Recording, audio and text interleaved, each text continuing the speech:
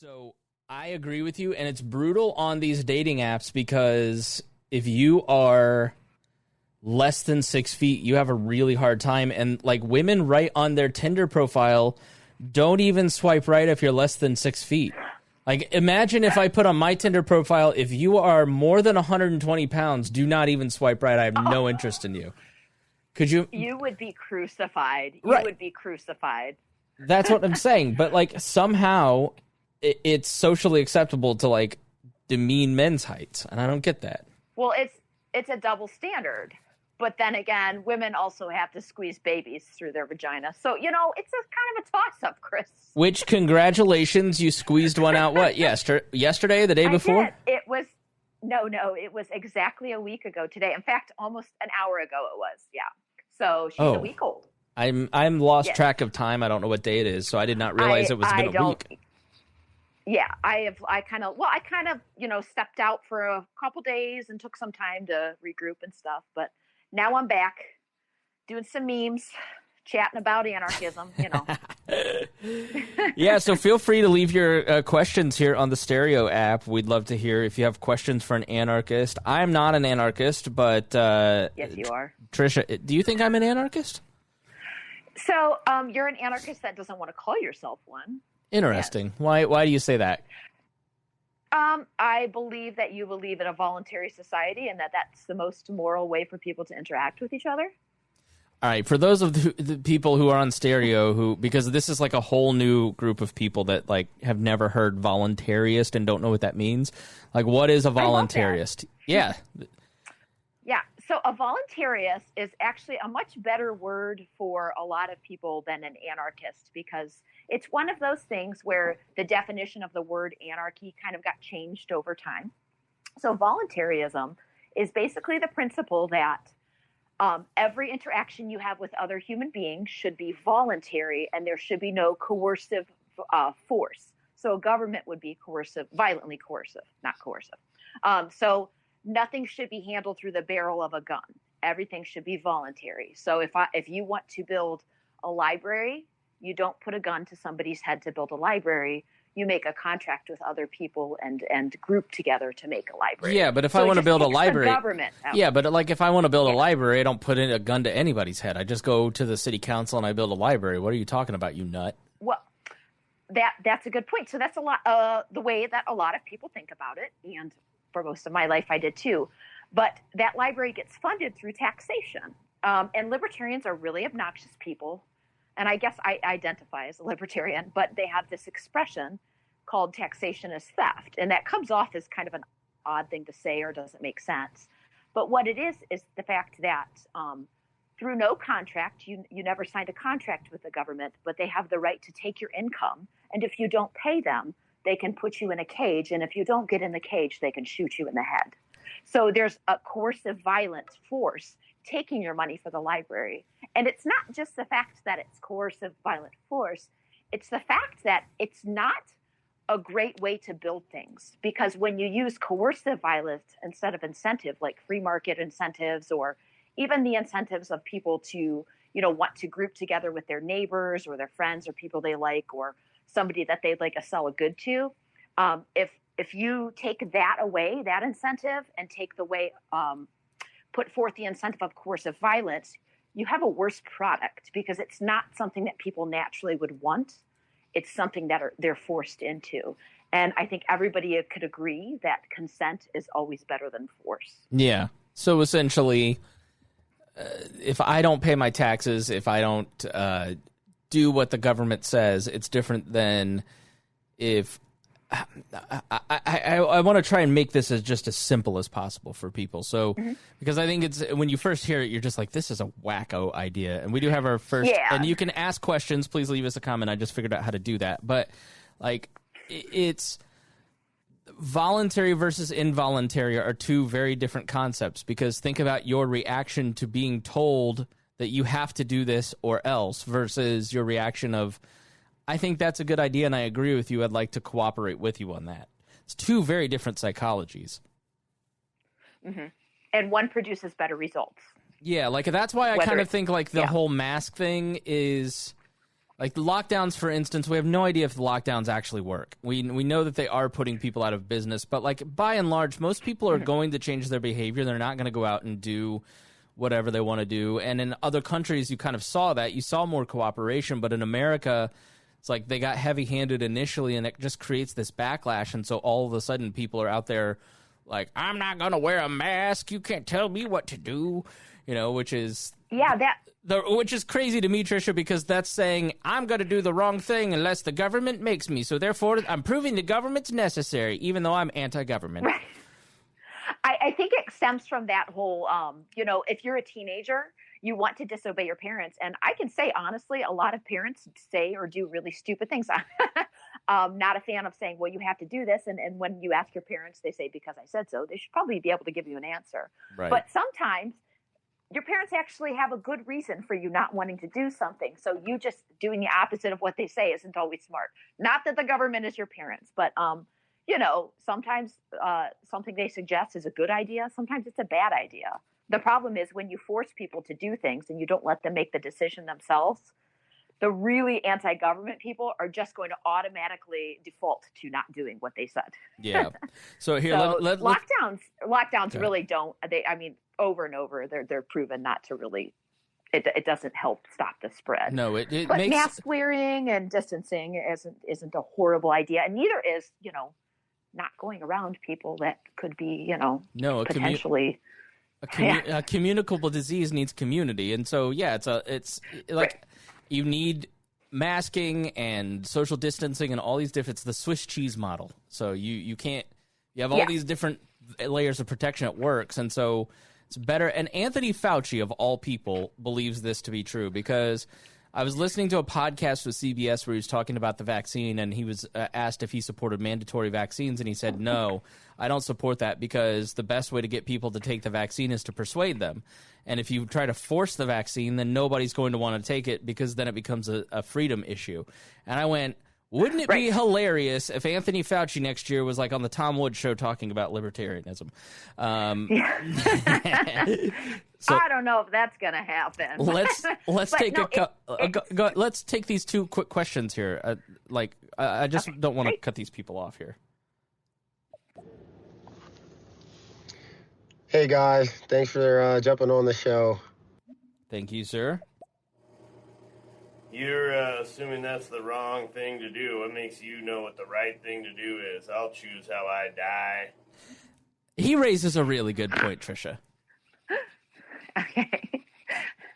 Well, so that kind of goes into are you walking around potentially being able to kill somebody? If you might have a virus, and if you choose to die, it's your own.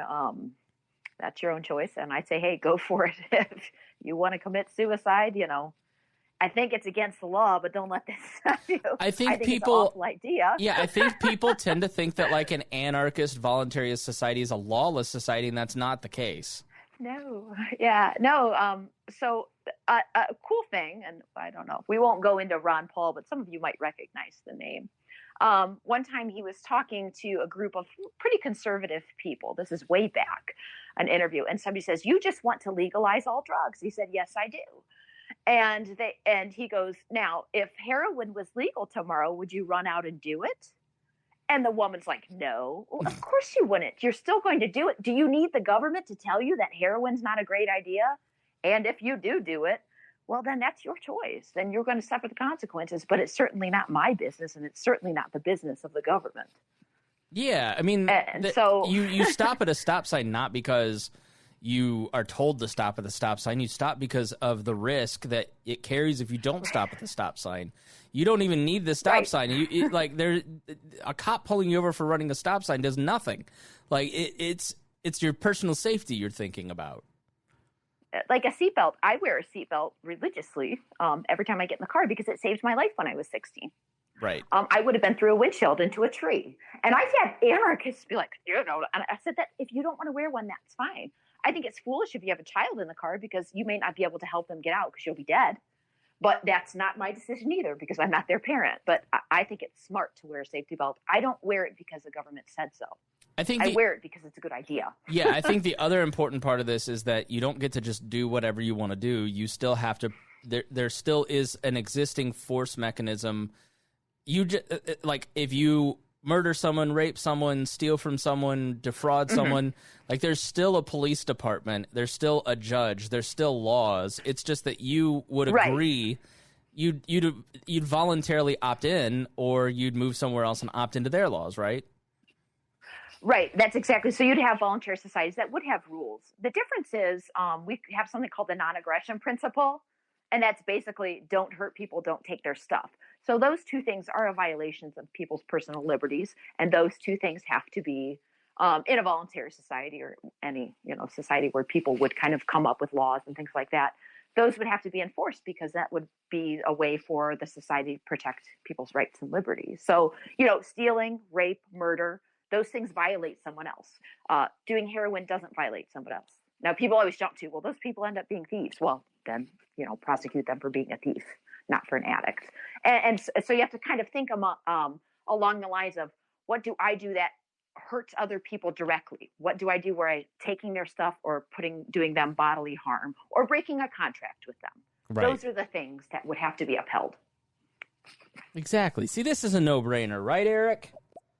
Are you really an anarchist talking about the law? Are you guys anarchists? Or have I got something wrong here? Well, I think it's the weed, Eric. Yeah. I think it's the weed. Go ahead, Tricia. I mean, like I said, that's a super common thing. Anarchy means no government. It doesn't mean no law. The government has a monopoly on force and violence. They come up with the laws, and it's about as arbitrary as anything. A bunch of men in a centralized location in marble halls a lot of times, through the stroke of a pen, make up a law. That's called government. So we believe in no government. That doesn't mean we don't believe in no rules, no voluntary cooperation, contracts, things like that. It would just be they're the guys in the central location that own the men with guns don't exist, or they don't have any power over us. Yeah.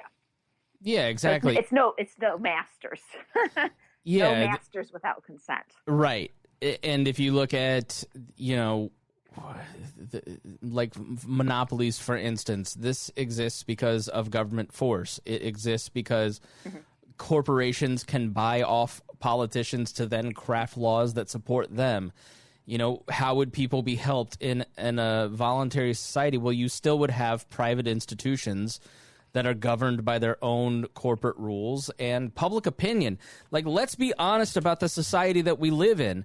I'm here in Indianapolis. It's fairly safe. I think I live in a safe neighborhood. Someone comes in and literally 2 years ago stole all 4 of my tires and rims. I call the police officer. I'm sorry, I'm not laughing. Shut up. I call the police department. I say, hello, my tires and rims have been stolen off of my car. How can we catch these criminals? And they said, we're going to file that police report. And I said, when can I expect a detective here? We've got to catch these guys. And they said, no, we're just going to file the police report. And so, if you call 911 in L.A., for instance, the In-N-Out Burger has a security guard because every single person in L.A. has to have their own security. There's a gated fence for every driveway because in reality, you live in an anarchist society. Because the police can't really bring law and order to protect people. And the most vulnerable communities, they definitely don't protect.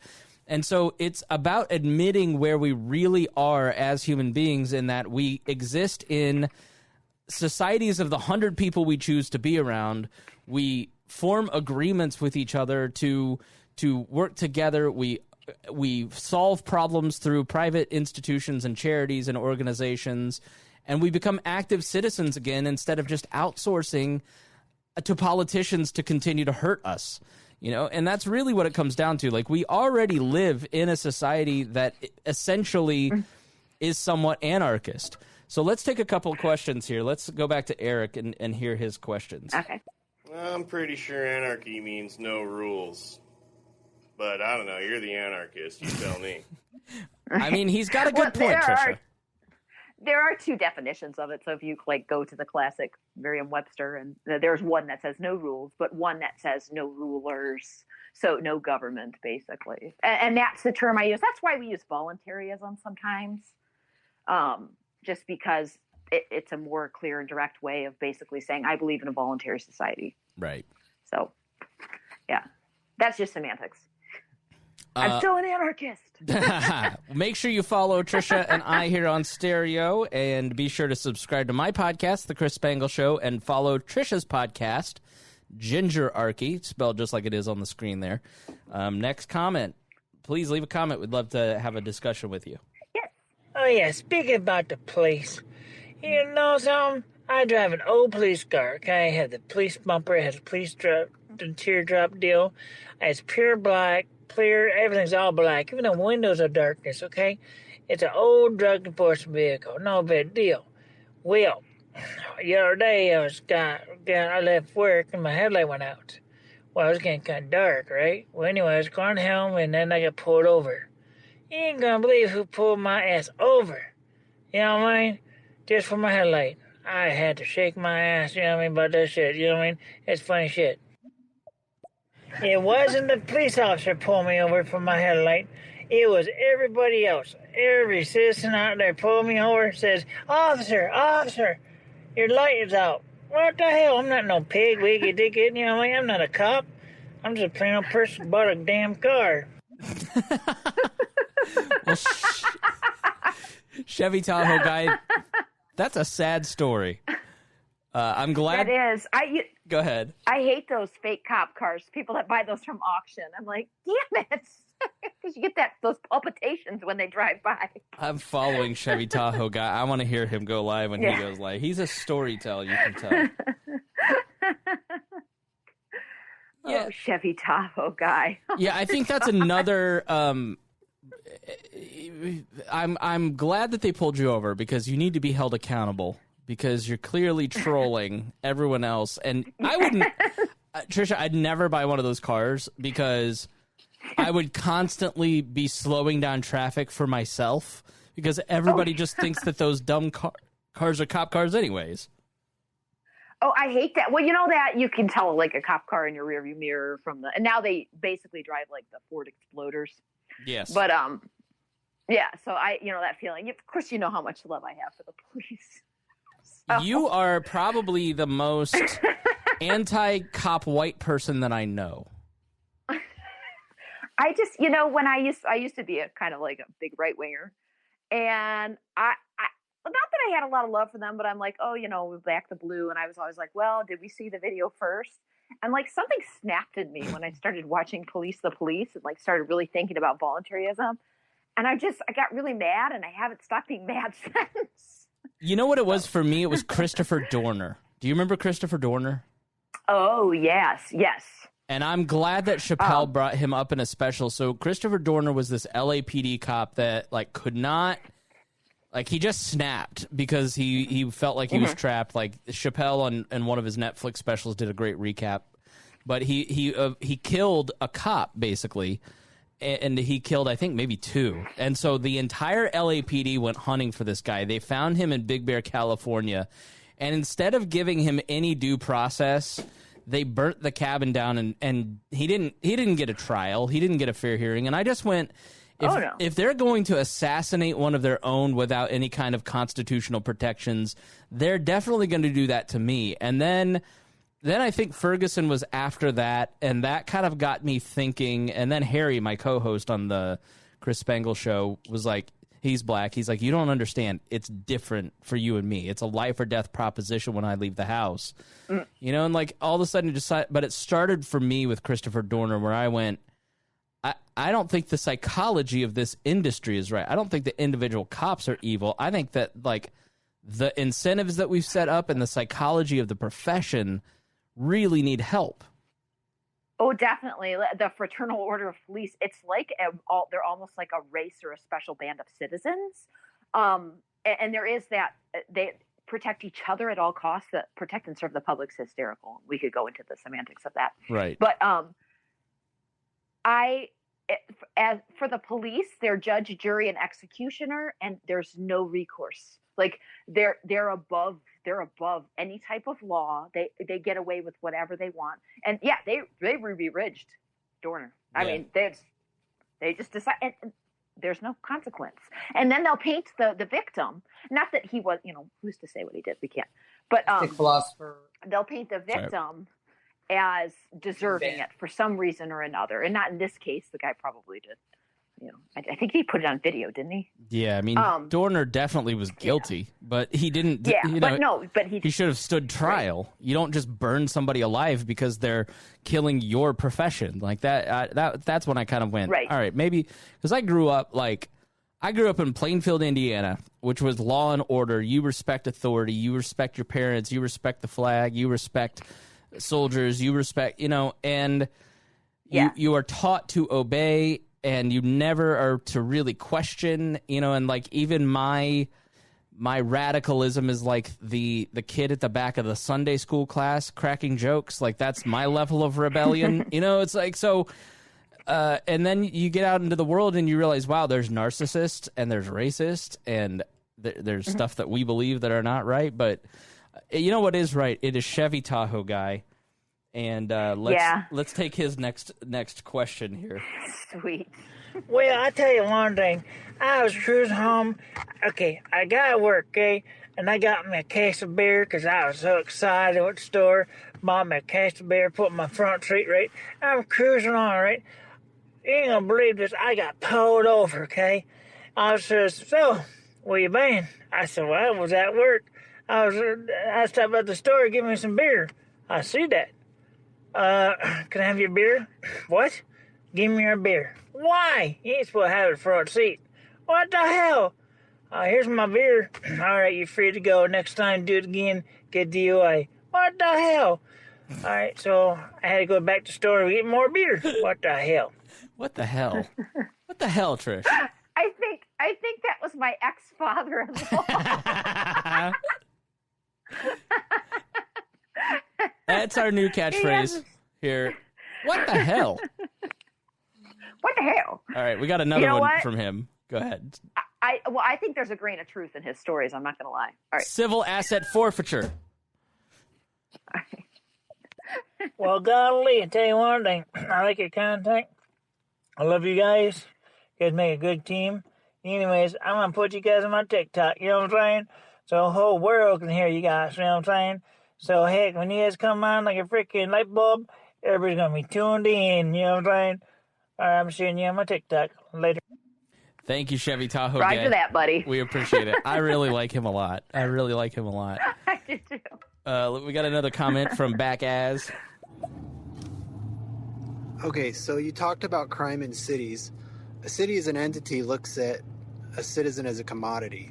So the cheaper that they can have a citizen in the city, the more money they make overall. So cities have kind of got behind in the amount of police they have because any large group of people is going to have a certain amount of people that want to watch the world burn. So you have to have enough enforcement to make up for those people. And the large cities just don't have that anymore. Hey, Trish, go ahead. I wouldn't. So I would say if you just enforce things that should be enforced, you'd find that you have more than enough staff. And a guy that went to school for 6 months and starts off making $50,000 a year is probably a little overpaid.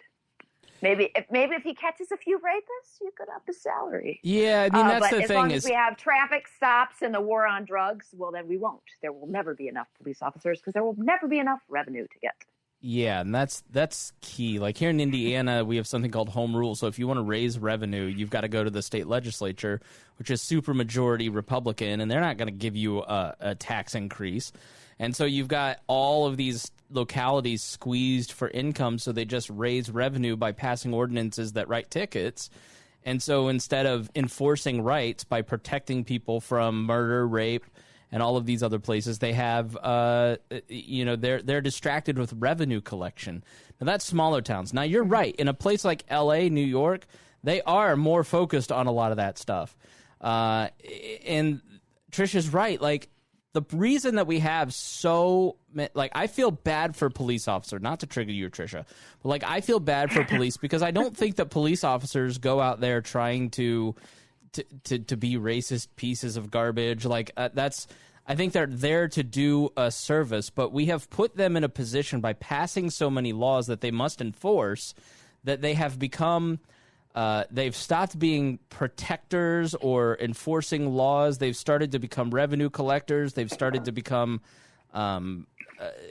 catching petty criminals. Like every law you pass, everything you ask the government to do, every ordinance you ask them to enforce, it has to come at the point of a gun. That's the nature of government. And so you now have every area of society going, I want your boot off of my neck. I want you to not come in here and force me to do something that I don't want to do. I just want to be left alone.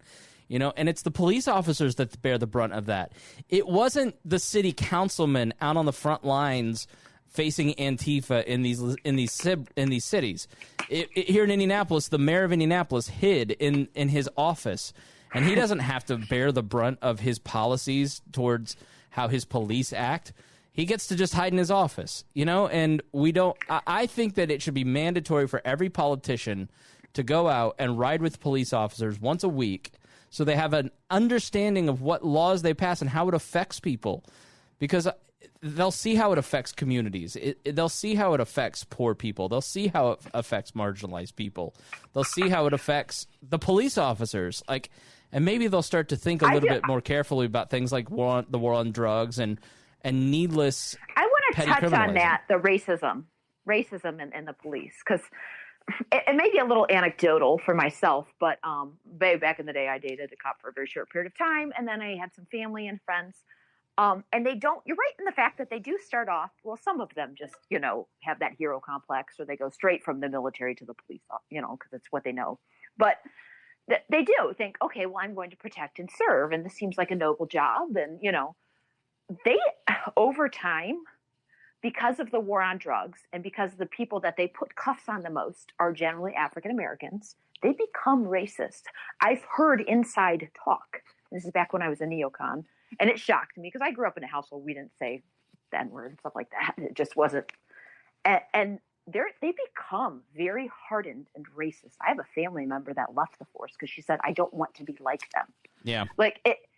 Over time, it makes them into something where they wouldn't have been that way had they started. So I do think they look at somebody, they see the color of their skin, and they make an assumption, and they're more aggressive. It's just true. Now, that doesn't mean that you're not, you're off the hook if you're white, because trust me, they'll come kill, shoot your ass too. It just so happens that it leans much more heavily towards people of color in the inner city. Well, we've over-criminalized poorer communities of all colors. There's a great documentary that everybody should watch called The House I Live In, and it's about the war on drugs. And David Simon, the creator of Homicide and The Wire, he basically makes the point. He's like,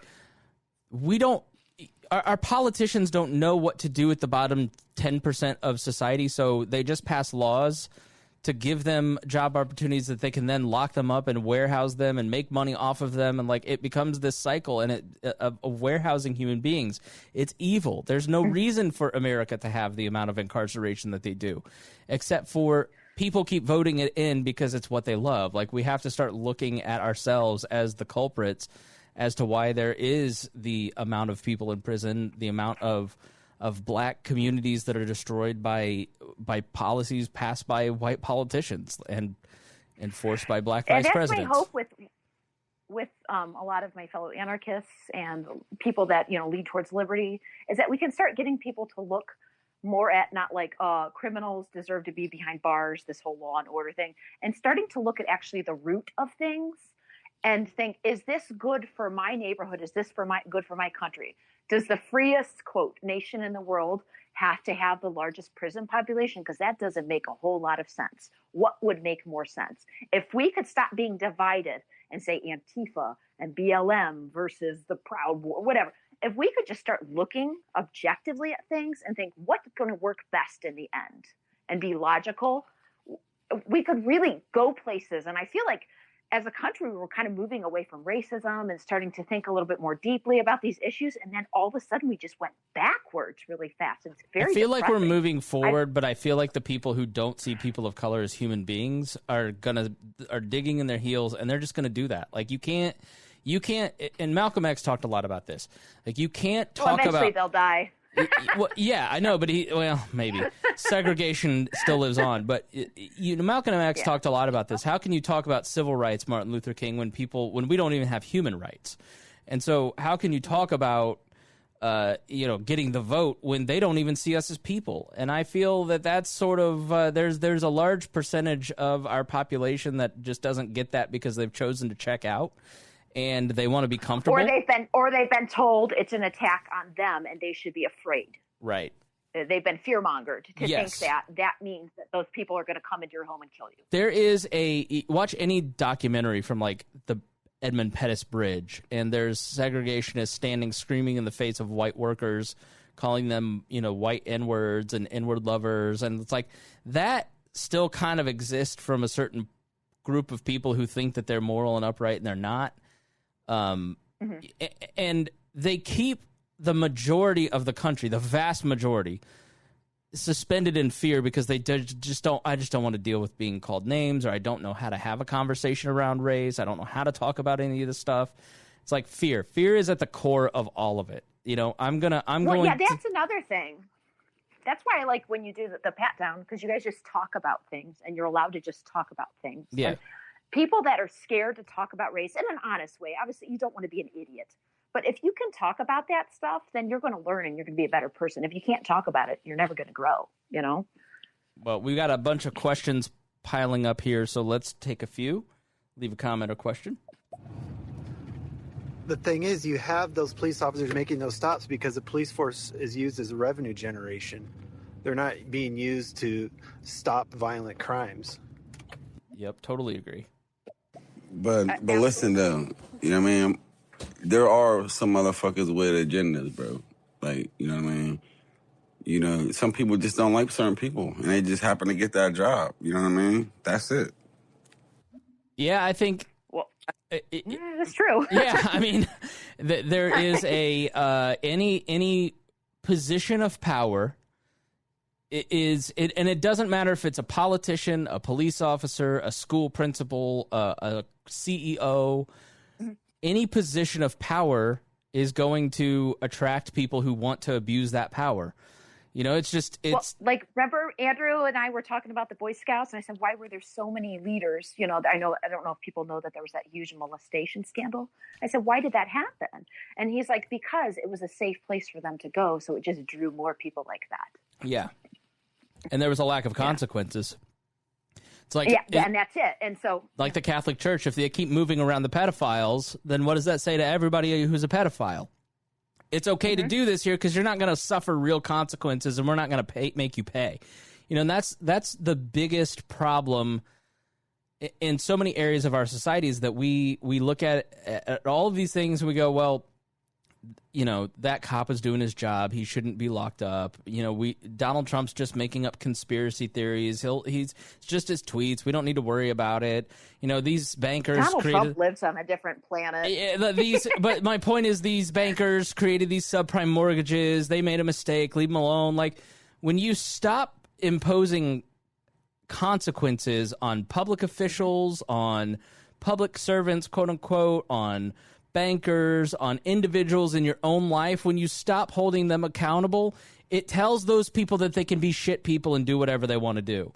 And people, you're an enabler. Yes, you're an enabler, and we've become an enabling society in that we don't want to go, you know what, this politician is a racist piece of shit and I hate it because he's on my team. It's just better to be quiet and not say anything. And that team mentality too, which is another thing that government and media and the entertainment industry too, they do. It's if you are, if you don't like them, then you're one of us. If you're one of us, you don't like them or whatever. It's all black and white. You know what I mean? And so you're going to believe everything the guy on your team says. And when in the end, I don't really think there are any teams. There's free people, and then there's people that are slaves, and they want to keep us slaves. Yeah, they want. I'm getting pretty philosophical they here. Want control. Resist people who want to control you. Next up. Yes. Another thing too is that rich people get to sell drugs right underneath the police nose, And the police, like y'all said, that, you know, they'll see you walking down the street and they're in a nicer neighborhood, so they figure these guys they're not selling drugs. But I guarantee you, if you walk some drug dogs down the hallways of UCLA by some of these kids' lockers, I'm sure you'll find a whole bunch of drugs. But they won't do that because they're protected by money, and they do criminalize the poor and the have-nots more than they do people that have money. They get the pat on the back, but they do more crimes than any low-income neighborhood, and that's real talk. Hell yeah. Like Lindsey Graham just called up the Attorney General of Georgia or the Secretary of State of Georgia and said, hey, I want you to throw out those legal ballots so I can swing this election. Committed a felony. You're never going to hear about that. The senators in Georgia up for those runoffs, insider trading. Martha Stewart does 5 years. They don't get any charges against them. It gets swept under the rug. Like, there's different rules for, and this is why populism has become popular. And I have to be honest, I am not a populist. I'm anti-populist. I'm not against experts. I think elites have their place, but people need to do a better job of policing them. But that's why populism catches on, is because there is this sense of other people who have networks of power get away with things and I don't. And I'm pissed about it. And I think that's a totally appropriate response. When you watch like the Jeffrey Epstein documentary, you go, everybody fucking knew about this guy. And they didn't care to do anything. They just let women continue to be trafficked. And it's infuriating. I think because, well, number one, they try to keep us divided and keep our time divided as a distraction. So, you know, they play these little political games and you're supposed to be worried about this tweet and that and this. But in the meantime, it's like people are like, no, if some people will say, if that happened, we would know about it. We do know about it. It's happening. Just right. Nobody's doing anything about it. And then people feel powerless, or, you know, their attention's redirected in some stupid thing that we're supposed to be all upset about. And so that's part of like just anarchy is when I kind of discovered voluntarism, it was standing back from everything and looking at something objectively, taking a breath, and trying to find the truth. Yeah. And I think that's sorely lacking in our society. And if we could get back to that, we could be a lot more free. Why did anarchy produce that result? What is it about walking away from monopolized violence that led you to that place? Well, I've always been a truth seeker, just like my faith and everything. I've always sought what ultimate truth is. And I felt like my whole life I was seeking. I never really found a good answer. And when I started reading and looking into it, it was like everything fell into place. And so what I thought about this idea, well, this makes the most sense for that. And how would this work? Well, this makes the most sense. And I started to see things as they really were, not what somebody else told me to think. And all the things I couldn't reconcile before, like, you know, the war and the war on drugs, and why did I get to tell other people who they could marry or whatever? Then when I thought about voluntarism, everything fit into it so perfectly that I knew it was truth. So and it's very freeing. So basically, like the realization that the two-party system and that you come from this worldview that is pushed by everybody else, and you kind of go, wait, this is all bullshit. It makes you examine everything else. It makes you kind of re-examine things. Absolutely. Like it's like a dose of truth. It's like it kind of fits into everything. And even in my personal life, it's like, why am I trying to get this person to act the way I want them to act? That's no way to deal with another human being. It's not okay to hit people and take their stuff. Yeah. It's not okay to force somebody to do your will. Now you can persuade people, which I very much enjoy. Yeah. But so let's take some of these comments. From a logical point of view, doesn't anarchy disprove itself, since all of humanity is technically anarchic and the way that they decide to organize themselves is through governments? So we are inherently anarchic and we choose government, and so therefore we have what we want. And so aren't you wasting your time? Well, I mean, I suppose an argument argument could be made for some people, but I never signed anything and I didn't choose it. And ultimately, I'm responsible for myself.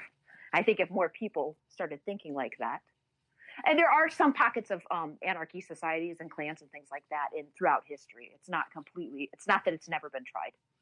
Yeah. And successfully. There's a book called... It usually gets conquered by a giant state.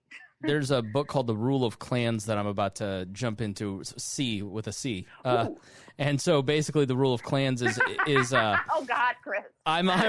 Listen, I love reading about the 20s clan. And I'm reading another one about the Hoosier clan by James Madison that's great. But the Rule of Clans basically talks about how, like, in all these different pockets around the world and all these different continents of, like, how basically clans were, like, it created individualism and we thrived on voluntarism. It's a really great book. I totally recommend it.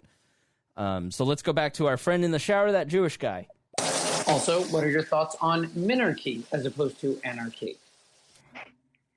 Go ahead. This is Chris's favorite subject. Yeah.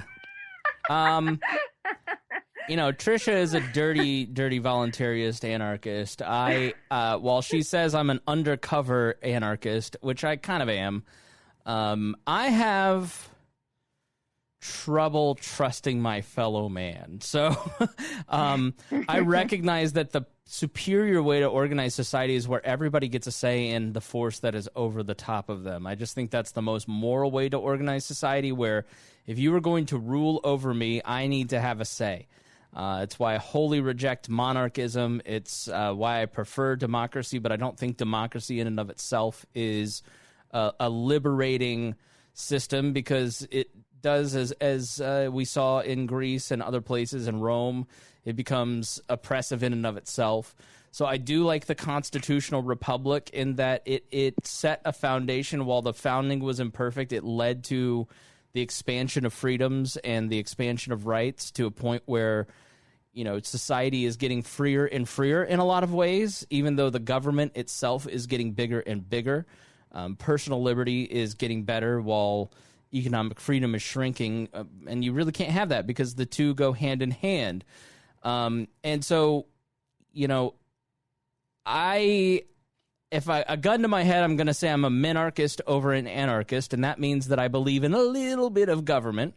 And I like the constitutional order and the framework that we have. I don't like it in its current form. I think it's way too large. The founding frame was small enough to really let people live peacefully at the local level in a very well-organized way for the most part. But, local governments really should be like where all of the force is. Like, you should be able to go and talk to your representative that directly impacts your life. Like, I can't go have a meeting with Andre Carson, my congressman. And I know Andre Carson. I can't get a meeting with one of my two senators or the president. That's not how any of this was supposed to work. You're supposed to have direct influence over the people that represent you. So I fully understand and accept Tricia's argument against minarchy, which is that once you introduce a little bit of government force, it has a tendency to metastasize. It's exactly right. So... Yeah. Why? Once government only knows one thing, and that's to grow itself. Why take that first hit, Tricia? A caveat. The caveat to that, though, is like, I'm not one of those people that says, "Well, rolling back the state's a horrible idea, and I'm just gonna, step out of it, and I'm a complete agorist." Not that I don't respect agorists.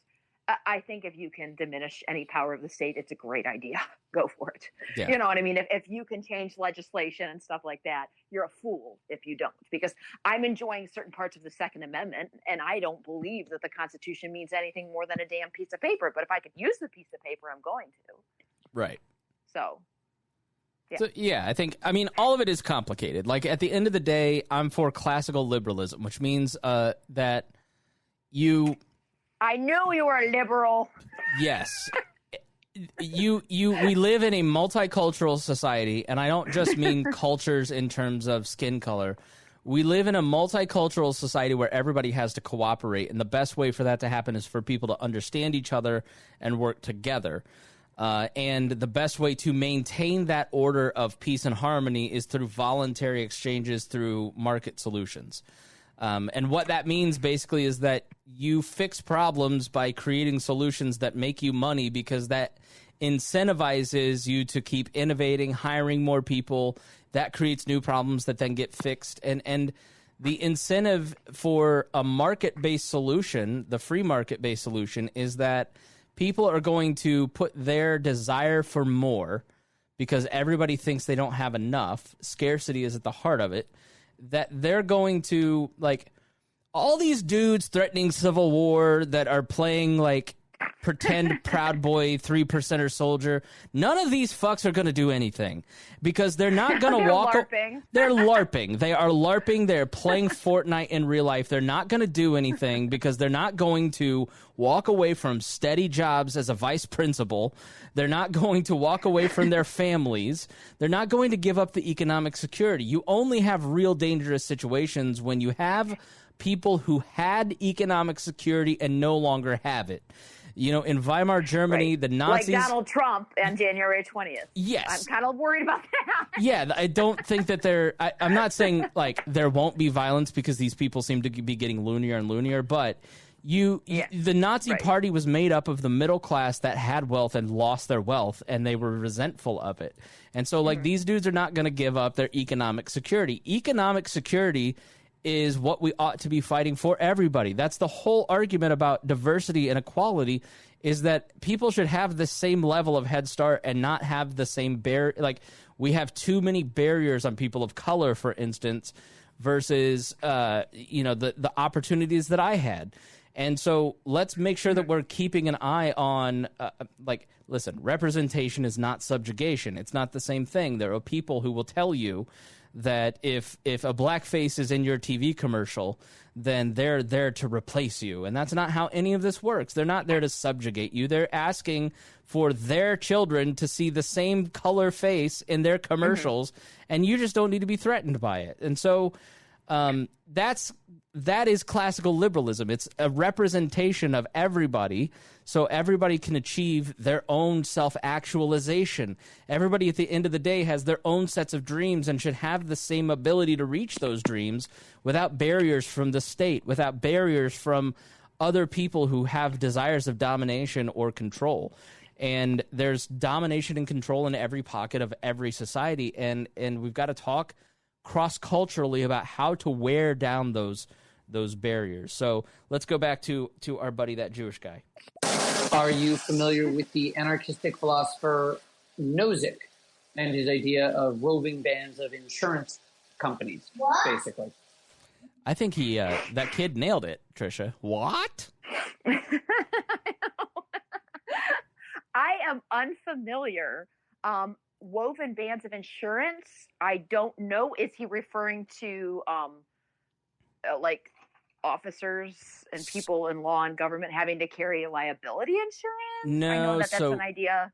Robert Nozick wrote Anarchy, State, and Utopia, and it's been a long time since I read it. Yeah, I started to read it at a gymnastics meet or a volleyball meet, and I stopped like 20 pages in. Because it's minarchy. It turned you off, didn't it?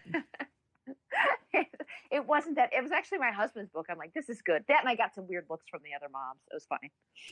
I remember it, and I know it was a decent book. I've skimmed through it. I didn't read it hard enough to maintain it. I know that he is kind of the father of minarchy. So next question. Mm-hmm. Great show, guys. Thank you so much, Mama Slappy. You can please follow us. I hope Tricia's having a good time, and we want to do this more often, so we'll definitely be back. So follow us. And you can go check out our podcasts. We have podcasts, Tricia. Yes. GingerArchy, which there's not a whole lot up there, but I'm kind of going to be changing things up. And go listen to everything that's on there. You can follow me on social media. It's Tricia Stuart-Mann or GingerArchy. If you just put those in any search engine on any platform, you'll find me. So. And you can send me a message. My podcasts are The Chris Spangle Show and The Pat Down. So go check out The Pat Down. What does that mean? What does it mean? Who's that? It sounded like my daughter. I hope that you will call back and tell us what you said. But I think she asked, what does it mean, Tricia? Maybe she was referring to minarchism, and that means that you're a mini-statist. That's what that means. Fuck off. How do you guys feel about me going to court for a speeding ticket when they have streets in Germany with the Autobahn has no speed limit at all? Yeah. Why do they get no speed limit and we got tickets? What the hell? Because they're Germans. You know what? Actually, it's funny, though. That's actually not a bad example of a little bit of anarchy. The Autobahn is one of the safest highways to drive on in the world. Really? You know that? No, I didn't. No speed limit. Yeah. Now, if you get in an accident there, you're pretty fucked. But yeah. I just think we discount. I think we don't trust other people, and that's the root of it. Like, right. And there would be traffic laws in an anarchist society. Yeah, like there would definitely be traffic laws. You know, there's still rules. It's just it's easier to pick up and move. Like I guess I struggle with it because I too do not trust other people, and I look at just like there's 10 to 20% of any audience that I've ever been a part of that's just nuts and sociopathic and abusive and stalkers and like just contemptible, and that's society. Like there's 10% of people like there was one liberal city that had replaced their police officers with social workers. And I saw last week that, one of them had been stabbed to death by a person who was having a schizophrenic episode. It was a well-intentioned thing, but sometimes there are times where force or a person with a gun is necessary in a situation to quell whatever situation that might be, like there would be security and you would never, what I mean? Unfortunately, there's no true free open market where they could be like, okay, well, I'm gonna have a security officer go with this social worker to this person's house that made a call to this company because obviously they might harm themselves or someone else, which they don't really have that. So it is well intentioned, but not the best thought out. Not well thought out. No, it's like yeah. Go ahead. Social workers. My sister's a social worker, man. I will tell you, though. I mean, think about how many times they shot somebody that they went on a call to their house. Social workers are amongst. I dated a social worker for a while. Amongst the most violent people.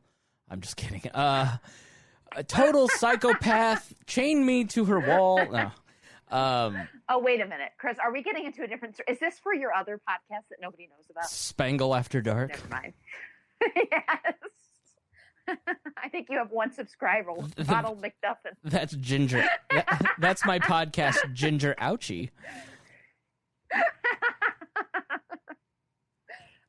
No, I don't know. I guess the older I get, so I heard this podcast, and this just stuck with me. It was this podcast about podcasting, and they were talking to a group that has like a podcast editing academy, and they did like this big survey of podcast editors, and they found so they were asking what do you charge, and they found that people who started early, the first 1 to 3 years, people charged very little because they didn't have any experience, and then people who charged from 3 to 6 years charged a lot. And then people who charge longer than 6 years charge less than the people who charge 3 to 6 years. Now you think, all right, well, that's counterintuitive. The people who have the most experience would charge the most. But the people who hit 6 or 7 years found that they realized how much they don't know and how many other people do what they do better, and they got insecure about their position and started charging less. And so it was a market correction. Yeah, and so I sort of feel like the older I get, and I've seen John Adams kind of write this, the more you learn, the less you know, and I sort of feel like that. I've been doing political commentary for 20 years almost. Next year will be the 20th anniversary of writing, and I just go... So you started when I was 9. Yes, exactly, Tricia. So I feel like ideologically, I've never felt more clear on what I believe. I felt like the Trump era was very clarifying, but movement-wise and who I coalition with and how to say what I think. Like, I've never felt like less secure or more. I've never had more doubt. Maybe like I feel sort of like a lot of people. The older you get, you sort of go, I was so sure that I had the right answers, and now that I'm a little older and my circles have expanded, I realize how much bigger the world is than I ever expected when I had those like early naive beliefs. And now I'm sort of like, live and let live, you know, compared to we need to do it my way because this is the best way. And then I grew up and started talking to people and realized like all that's kind of bullshit. We're all just trying to figure each other out right now. Well, I mean, when you first discover a philosophy or something like that, you've also, you know, just like a relationship, you know, it's like, oh my God, head over heels, they can do nothing wrong, this and that. Right. And then you get deeper into it and realize, you know, this is a whole human being with all different aspects to it. And I need to understand the nuances of this person. That's the same with philosophy. And then you just kind of chill because you can't spend your whole life in, you know, that in the first month of butterflies, and you can't live on adrenaline. You have to live in reality. And I kind of got there with anarchy and libertarianism too. But it's a little scary because the ones that, you know, say the most ridiculous stuff and stand as, you know, firmly in the mud tend to be the loudest and most popular. And I'm not really sure why, but yeah, it's like it's scary to say. What I have the least experience, and therefore I'm the most popular. And you're like, what? I get, I guess I don't know. I think like watching this past year, as I've seen the full fruition of like the populist libertarianism that I preached a lot of, and like seeing its final conclusion and like where that ended up and kind of like how that drove people to places that actively hurt them and their family. And I'm just kind of like, I'm still a libertarian, but like, I'm not going, like, my grandparents are getting the vaccine next week, and I'm happy about it. You know? Like, oh, yeah.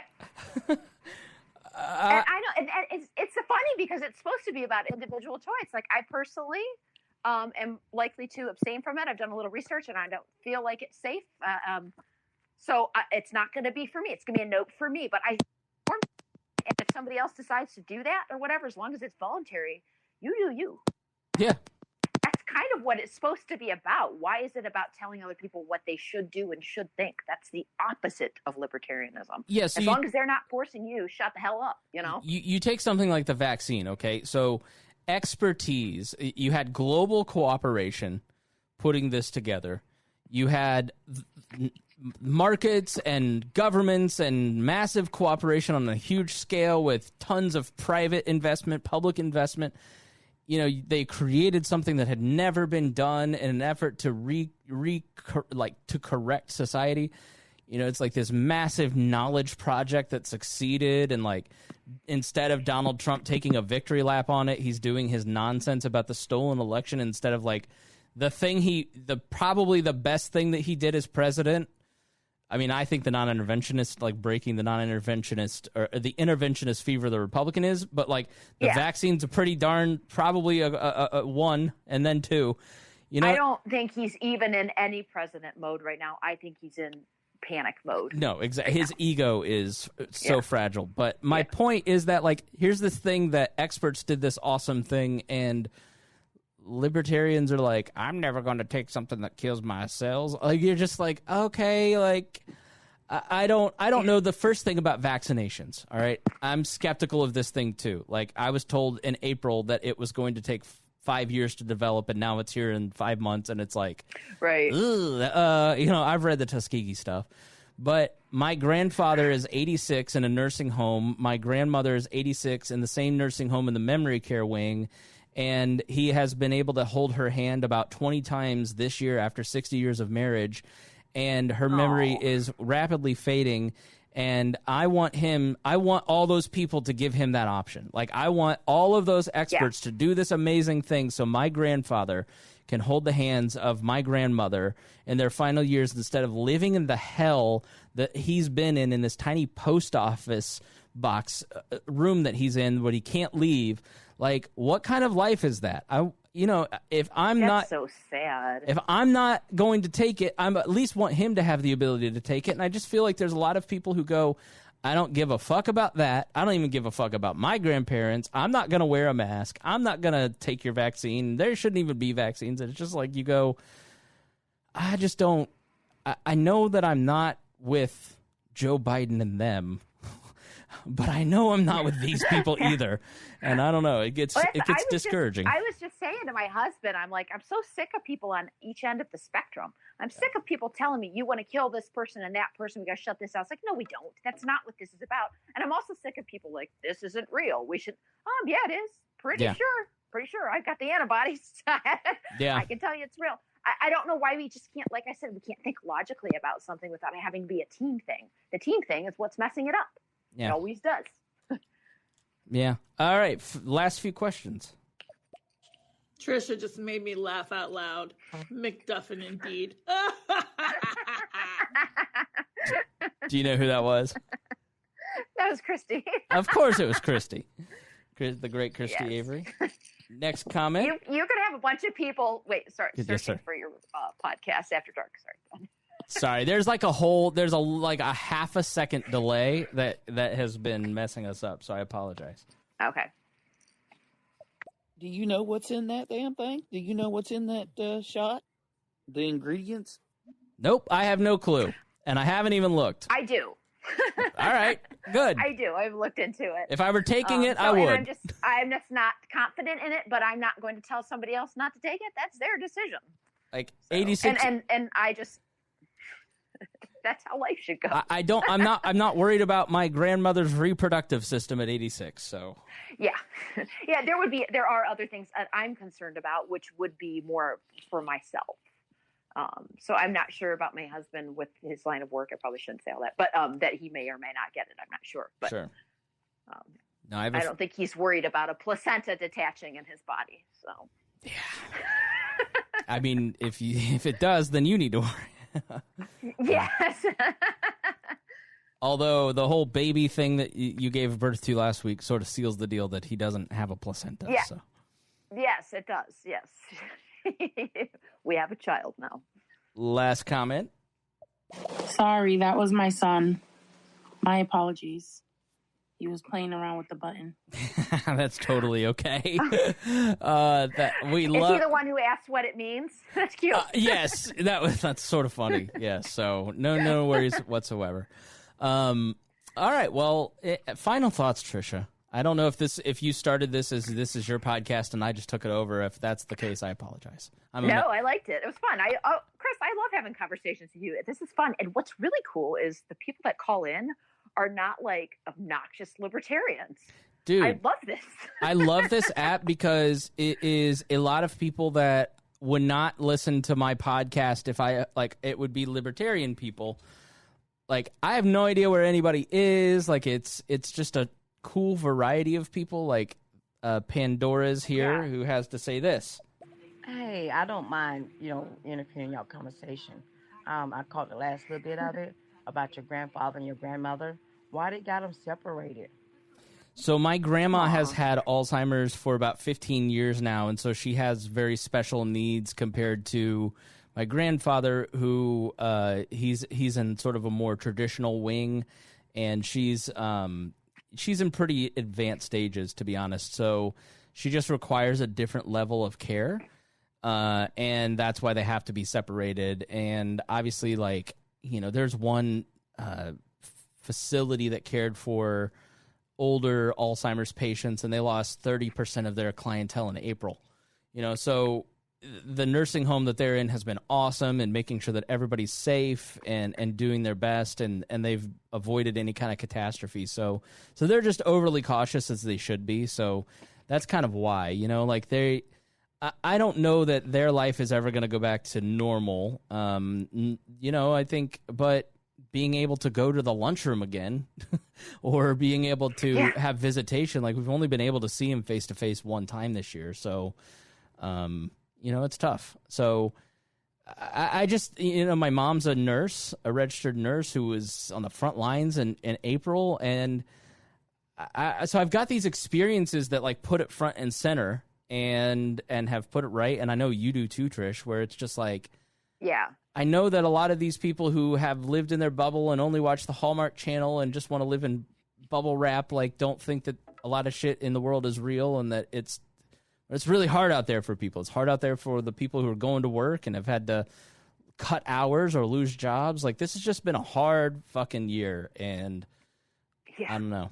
I'm trying not to make it harder, but sometimes memes make me feel better. And could I speak to, like, if there's people that do doubt, it's okay to wonder and question things. It doesn't make you have to flip to the other side where you believe in draconian lockdown measures and things like that. It's okay to believe two things to be true at once. Yeah, like, I think the people in March who were like, I'm skeptical, this isn't real. Like, I think by now, maybe with 300,000 deaths, you'd go, all right, I've got the humility to go, I was wrong about that. And then the people who were like, we need to lock down all of society and the lockdowns work, like, have some humility to realize that probably wasn't helpful. You know, like, let's all just take a look and say, where was I right, where was I wrong, and let me just admit I was wrong. Yes, but unfortunately, we look to politicians as leaders, and they will never admit if they're wrong. So that's who people are looking up to, and don't look to them. Lead yourself. Make an informed decision. Go, do some research yourself. Look at all kinds of different news outlets. Look at some peer-reviewed articles. And say what you think. And it's okay if you don't fall into one camp or the other, and you've kind of got mixed feelings about things. That's your thoughts, not somebody else's. And then during the last years, let them be together. And your grandmother, she knows he's not there. Aww. My heart go out to them, and I am so sorry. Thank you. Yeah, it's not easy, and I know it's not easy on him especially, and it's not easy on the family, and it's Alzheimer's sucks. And this is like this is the grandma that helped raise me, and it's been a long, hard decade and a half, 10 to 15 years of kind of dealing with that. And you've gone through it with your family. My heart goes out to you because I know how tough it is, and it's just I don't wish it on anybody, and I don't wish it for me or my dad or my family. It's just it's a shitty disease. Have you seen? Yeah. Go ahead. Sorry. No, I lost my grandmother in July. She had Alzheimer's, and fortunately, my mom and her brother and sister were able to see her when she was dying, but they were not allowed to visit anytime after that. And then my husband also lost his grandmother this past year, and she had dementia. And it's just, it's sad because it's like you lose them earlier than they're gone. Yeah. And it's just not a damn thing you can do about it. So to think of them being alone it's really, really hard. There is a great video. And I'll make this my final thing, and then you go. But there's this video of this Russian ballerina doing Swan Lake, and she has Alzheimer's. And I saw that. Yeah, she's like 90. She looks very frail and old, and she's kind of lost. But then when the music hits in certain spots, her muscle memory and she recreates the movements almost exactly. Like, I dare you to watch that and not cry. Like, for me, it was just one of those little, like, I bawled. Like, it just gives you those little flashes of the person that you love that you can hold on to, and it's such a beautiful video. So I'll go check that out. Tricia? That, it's my husband's going to kill me. There's a documentary about a guy with Alzheimer's patients, and he introduces them to music. Alive Inside, I think it might be. It's amazing. You have to watch, and there you won't have a dry eye. And just, it's amazing. But yeah, this has been so much fun, Chris. I love this radio app. Like, yes, just getting to talk to regular folks. Why is your husband gonna kill you? Oh, I thought he was, because I couldn't think of the name, but then I thought of it because he introduced me to that documentary. His grandfather passed away from Alzheimer's, and he played him the music, and Dude, so Stereo. It was really cool, but I loved that Swan Lake. Stereo is a fun app, and it's so cool to talk to people that are just like so beyond your circles. And the guy, what was his name, Mr. Toyota? Wait. No, he'll kill you. Chevy Tahoe guy. You are the worst. Chevy Tahoe guy. That dude was so funny. So. Yes, he was. I gotta go follow him. Yeah. He's got a TikTok. Don't forget your beer. TikTok. Yeah. Chevy Tahoe guy. I'm gonna go look him up. Oh shit. All right, Tricia. Thanks so much. Oh, thanks for doing this. Hey guys, check out GingerArchy. Find me on social media, most platforms. I'm even on Parler. Tricia Stewart or GingerArchy. Yeah. Yep. Check out the Chris Spangle Show, all of the shows on the We Are Libertarians Network, and check out the Pat Down. And thank you guys for listening.